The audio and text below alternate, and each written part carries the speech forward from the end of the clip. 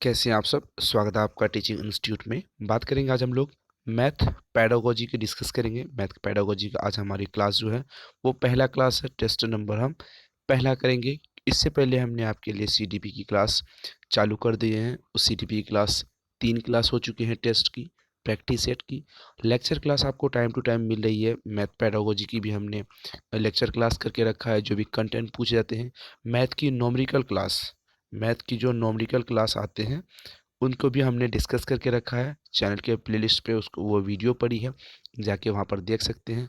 जितने भी कंटेंट आते हैं, नंबर में जितने भी क्वेश्चन आते हैं, उन क्वेश्चनों को रोज़ आपको प्रैक्टिस हो रही है।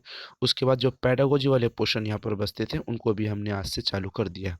आज हमारे मोस्ट इंपॉर्टेंट 15 क्वेश्चन पे डिस्कस करेंगे।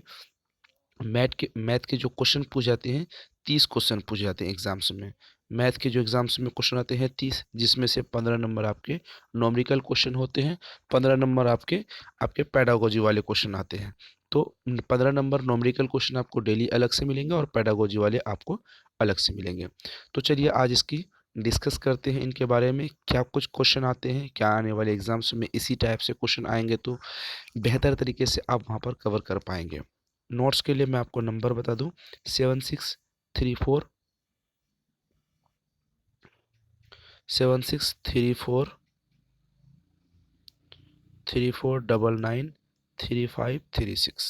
इस नंबर पर आप व्हाट्सएप करके सीटेट 2022 के लिए नोट्स, कंप्लीट नोट्स तैयार हो चुके हैं। नोट्स लेने के लिए इस नंबर पर आपको व्हाट्सएप करने होंगे।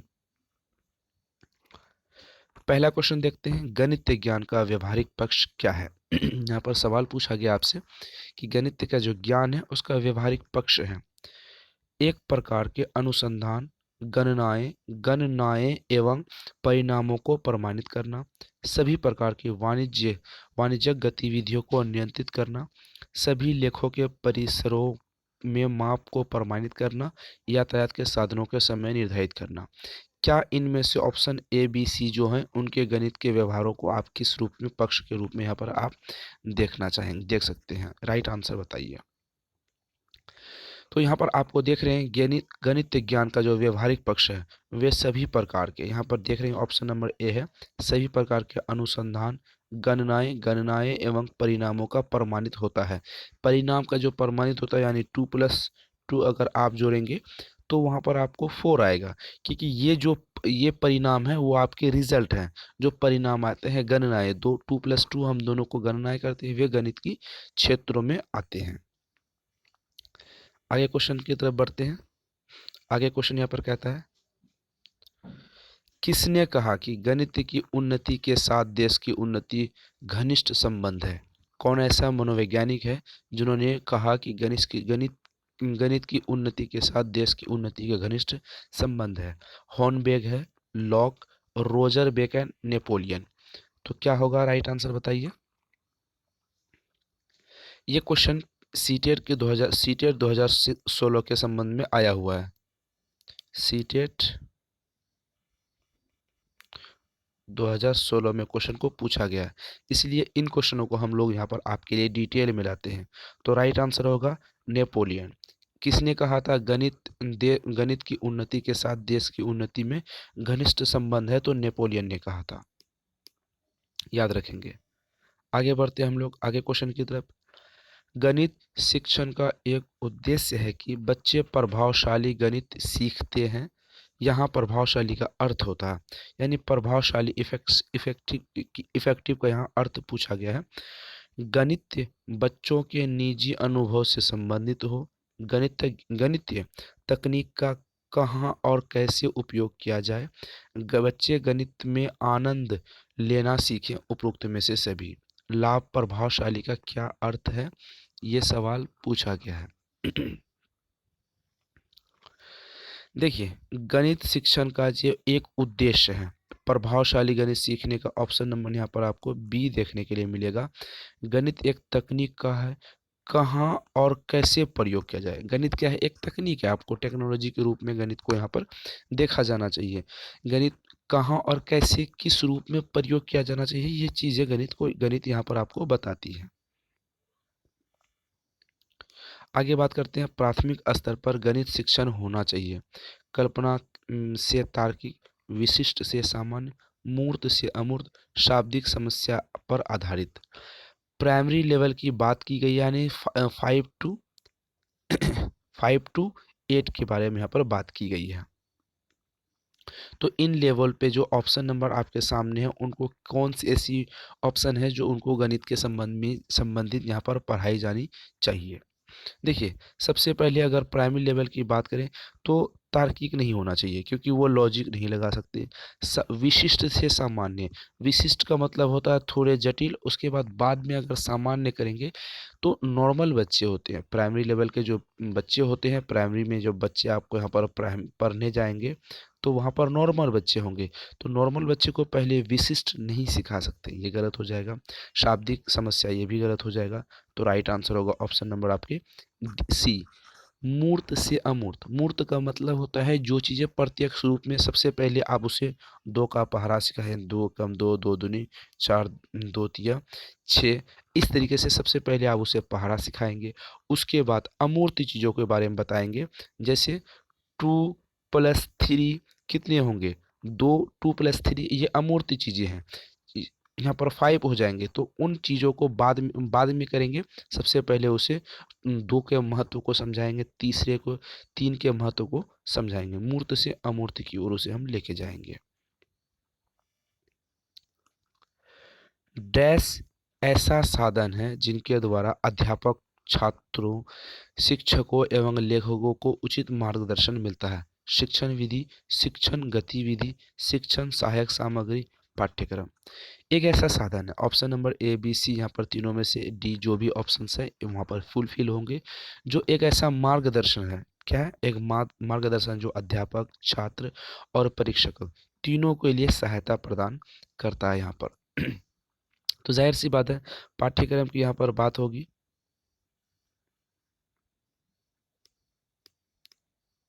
यहाँ पर जो बात होगी पाठ्यक्रम की। पाठ्यक्रम एक ऐसा साधन है जिनके द्वारा अध्यापक हो, छात्र हो, निरीक्षक हो एवं लेखक को उचित मार्गदर्शन मिलता है। हाँ, क्या पढ़ना है, क्या क्या इसका मूल्यांकन करना है, ये चीज़ें उनके बारे में यहाँ पर जान सकते हैं। प्राथमिक स्तर पर गणित का पाठ्यक्रम होना चाहिए। गणित एक खेल आधारित, पहेली आधारित, कहानी आधारित, उपरोक्त सभी। प्राइमरी लेवल के जो बच्चे होंगे उनमें से पाठ्यक्रम कैसा होना चाहिए, ये सवाल पूछा है। राइट आंसर बताइए। अगर हम प्राइमरी लेवल की बात करें तो बच्चे खेल पे आधारित होने चाहिए, ये सही हो जाएगा। पहेलियों पे आधारित, ये भी सही हो जाएगा। कहानियों पे आधारित, ये भी सही हो जाएगा। तो प्राइमरी लेवल के बच्चे के लिए उपरोक्त में से डी राइट आंसर होंगे। वे सभी ऑप्शन सही हो जाएंगे, क्योंकि प्राइमरी लेवल के बच्चे खेल के आधार पर शिक्षा को ग्रहण करते हैं, पहेलियों के आधार पर करते हैं, कहानियों के आधार पर करते हैं। आगे बढ़ते हैं। निम्न में से किस प्रकार की शिक्षण विधियां बच्चे में सर्वांगीण विकास करती हैं? निम्न में से कौन सा ऐसा शिक्षण विधियां हैं जो बच्चों को सर्वांगीण का मतलब होता है सभी पक्षों का विकास, क्या होता है, सभी पक्षों का विकास। ठीक है, सभी पक्षों का विकास, ये जिसको हम चहुमुखी विकास भी कहते हैं। चहुमुखी विकास भी यहाँ पर कहा जाता है। ठीक है, चहुमुखी विकास भी यहाँ पर आपको कहा जाता है। तो चारों तरफ से सभी पक्षों का जो विकास होगा, मनोवैज्ञानिक दृष्टिकोण वाली, सामाजिक दृष्टिकोण वाली, आर्थिक दृष्टिकोण वाली, या फिर ANB यानी मनोवैज्ञानिक और सामाजिक दृष्टिकोण वाली, वो हो जाएंगी। क्या राइट आंसर होगा बताइए। देखिए, ऑप्शन जो होंगे, सबसे पहले सर्वांगीण जो विकास होगा मनोवैज्ञानिक दृष्टिकोण से, सामाजिक दृष्टिकोण से। तो option number A and B ये दोनों हो जाएगा। ऑप्शन नंबर डी आपको यहाँ पर टिक करने हैं। निम्नलिखित में से कौन सी विधि छात्रों के स्मरण शक्ति का विकास में सहायक है? स्मरण शक्ति, अगर ऑब्जेक्टिव ऑप्शंस में स्मरण शक्ति पूछा जाए तो ये गलत हो जाएगा। अगर क्वेश्चन में पूछा जाए तो कोई दिक्कत नहीं है। आगमन विधि, निगमन विधि, विश्लेषण विधि, इनमें से कोई नहीं। स्मरण शक्ति जो ऐसा विधि जो हम ज़्यादा देर तक याद रख सकें, मतलब उसे अच्छी तरीके से दिमाग में समझ सके और उसे हम ज़्यादा समय तक याद रख सकें। तो राइट आंसर क्या होगा बताइए।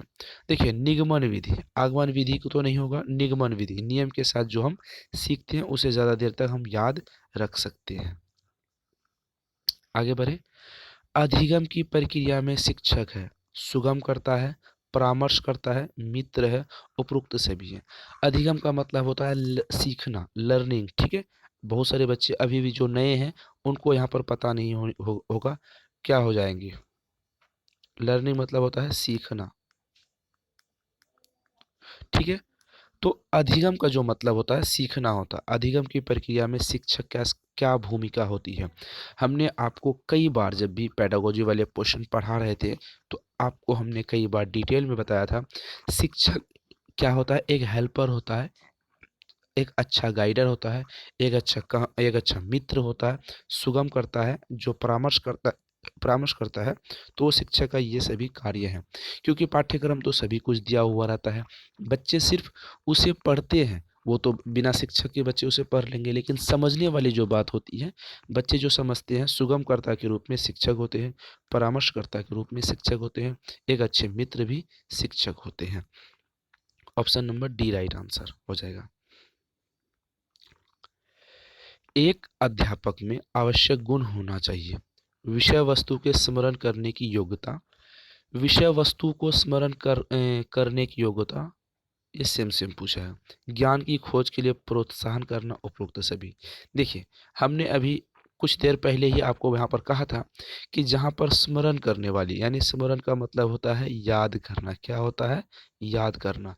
अगर ऑप्शन में याद करने वाली बात आ जाए तो वो सीधा गलत हो जाएगा, ऑप्शन ए बी दोनों गलत हो जाएगा। तो अगर एक भी गलत होंगे तो उपरोक्त डी गलत हो जाएगा। तो राइट आंसर तो आपके पास ऑप्शन सीधा बचते हैं, ज्ञान की खोज के लिए प्रोत्साहित करना, बस ऑप्शन नंबर सी आपके बचते हैं। एक अध्यापक को आवश्यक गुण क्या होना चाहिए, खोज करना, ज्ञान की खोज करना, बच्चों को प्रोत्साहन करना, ये चीजें होनी चाहिए। ठीक है, क्वेश्चन समझ में आ रहा। आगे बढ़ते हैं। छात्रों में चिंतन स्तर की अधिगम परिस्थितियां प्रोत्साहित करने के लिए आवश्यक है। एक छात्र है जिनमें चिंतन का जो स्तर होते हैं, उसके जो थिंकिंग का जो लेवल होता है, अधिगम परिस्थितियों में, यानी जब आप सीख रहे हैं उन परिस्थितियों में प्रोत्साहन करना, बेहतर रूप से इम्प्लीमेंट करना वहाँ पर होता है। आवश्यक क्या है, शिक्षण सामग्री एवं गतिविधियों का उपयुक्त प्रयोग, बोधगम्य प्रश्न, निरंतर अभ्यास, अच्छी पाठ्य पुस्तक। राइट आंसर बताइए क्या हो जाएगा।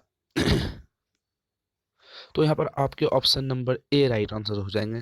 शिक्षण सामग्री एवं गतिविधियों का उपरोक्त में से प्रयोग होना, ऑप्शन नंबर ए राइट आंसर होगा। शिक्षण सहायक सामग्री के प्रयोग से विषय वस्तु सरल एवं रुचिकर बनता है, विषय वस्तु स्पष्ट एवं प्रभावशाली बनता है, विषय वस्तु की अवधारणा स्पष्ट एवं अस्थायी बनता है, उपरोक्त सभी होता है। तो देखिए सबसे पहले आप क्वेश्चन को समझेंगे। शिक्षक सहायक सामग्री शिक्षण नहीं है, शिक्षक नहीं है, शिक्षण है। टीचिंग TLM जिसको बोलते हैं, ठीक है, teaching learning material.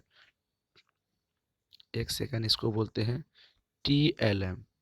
TLM teaching teaching learning material, ठीक है। टीचिंग लर्निंग मटेरियल इसको कहते हैं।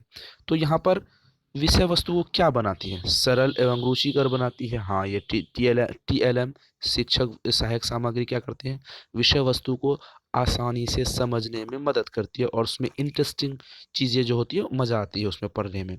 विषय वस्तु को स्पष्ट एवं प्रभावशाली बनाती है। हाँ, ये भी सही होगा। विषय वस्तु की अवधारणा को स्पष्ट करते हैं, जो कॉन्सेप्ट होते हैं वे आपके सामने अस्थाई लाते हैं, यानी फिक्स लाते हैं, ताकि आप उसे ज़्यादा समय तक उसे अपने दिमाग में जहन में अटा सके और याद रख सकें। तो उपरोक्त सी सही भी होगा, ए बी सी सही होगा। तो right answer option number D हो जाएंगे। दृश्य सामग्री में सम्मिलित है, पाठ्य पुस्तक, संग्रहालय, ग्राफ, उपरोक्त सभी। दृश्य का मतलब होता है जो आप प्रत्यक्ष रूप से देख रहे हैं। जैसे अभी आप बुक क्वेश्चन को पढ़ रहे हैं, हम क्वेश्चन पे पेन चला रहे हैं, उसको आप देख रहे हैं, तो ये दृश्य होगा। तो यहाँ पर पाठ्य पुस्तक भी दृश्य है, संग्रहालय जो मेमोरियल है वो भी दृश्य है, ग्राफ वो भी एक दृश्य है, तो उपरोक्त डी यहाँ पर राइट आंसर होगा। संकल्पनात्मक मूल्यांकन के विषय में सत्य है। यह अधिगम के दौरान किया जाता है। इससे छात्रों की फीडबैक मिलता है। इसके लिए दत्त कार्य, क्विज टेस्ट आदि का प्रयोग होता है। यह सत्र समाप्ति के बाद किया जाता है। संकल्पनात्मक मूल्यांकन यहाँ पर बात की कॉन्सेप्ट, संकल्पनात्मक मूल्यांकन के विषय में क्या सत्य है, यह बात आपसे पूछी गई है। तो यहाँ पर ध्यान से रखें, याद कि ये जो कॉन्सेप्ट होते हैं संकलनात्मक मूल्यांकन, ये सत्र यानी सेशन जो आपके होते हैं, आप जब पढ़ते हैं, जब आपकी सेशन को समाप्त होती है उसके बाद ये किया जाता है। Option number D right answer होगा। बच्चों में गणित की त्रुटियां मुख्य रूप से संबंधित होती है हासिल के सवालों से, ज्यामिति के चित्रों की गलत बनावट बनावट से। आगे ऑप्शन देख लेते हैं। हर एवं अंश का गलत प्रयोग से उपरोक्त सभी। क्या राइट आंसर होगा? यहाँ पर कौन सा क्वेश्चन एक बार बारीकी से देखते हैं। गणित में बच्चों की त्रुटि यानी गलती जो मुख्य रूप से संबंधित होती है हासिल के सवालों में। हाँ, जब भी आप हासिल वाले सवाल बनाएंगे तो वहाँ पे बच्चों में गलती होती है। ज्यामिति के चित्र में बनावट इसमें भी होती है। आगे बात करते हैं। अंश हर का गलत प्रयोग से, अगर अंश हर का गलत प्रयोग करने से वहां पर भी होती है तो ऑप्शन नंबर डी हो जाएगा, सभी में त्रुटियां होती है। तो ये थे आज के हमारे मोस्ट इंपोर्टेंट गणित पेडागोजी के 15 क्वेश्चन। आपको 15 में से 15 करके आने हैं क्योंकि सिंपल क्वेश्चन होते हैं। आपको गणित में 30 में से 30 मार्क्स ला सकते हैं, हम आपको गारंटी देते हैं, टीचिंग इंस्टीट्यूट आपको गारंटी देती है, क्योंकि हमने नॉमेरिकल क्वेश्चन का सबसे पहले लेक्चर क्लास आपको देते हैं, उसके बाद आपको प्रैक्टिस सेट देते हैं, उसके बाद जो पेडागोजी वाले क्वेश्चन आते हैं उनके बाद उनके लिए भी हम आपको सबसे पहले लेक्चर क्लास देते हैं, उसके बाद प्रैक्टिस सेट देते हैं। दोनों चीज़ें अगर आप कंप्लीट रूप से कंप्लीट कर लें अच्छी तरीके से, तो आप बेहतर तरीके से मैथ के क्वेश्चन वाले में, मैथ में 30 में से 30 कर सकते हैं। 30 में से कम 28 तो आप ज़रूर कर लेंगे। तो इसके लिए आपको क्या करना चाहिए? सबसे पहले आपको क्या करना चाहिए? लेक्चर क्लास देखनी चाहिए। सबसे पहले अगर आप यहाँ पर ध्यान रखेंगे तो आपको सबसे पहले नोट्स ले लेनी चाहिए। उसके बाद लेक्चर क्लास देखिए, उसके बाद प्रैक्टिस सेट में भाग लीजिए। तीनों चीज़ आप रेगुलर करते रहें तो दिक्कत नहीं होगी। नोट्स के लिए हम आपको नंबर बता देते हैं, 7634993536। इस नंबर पर आप व्हाट्सएप करके कंप्लीट नोट्स ले सकते हैं। कैसी इन्फॉर्मेशन लगी, कैसी जानकारी लगी, कैसी क्लास लगी, आप कमेंट सेक्शन में ज़रूर बताइएगा। फिर मिलते हैं अगले क्लास के लिए। Thank you.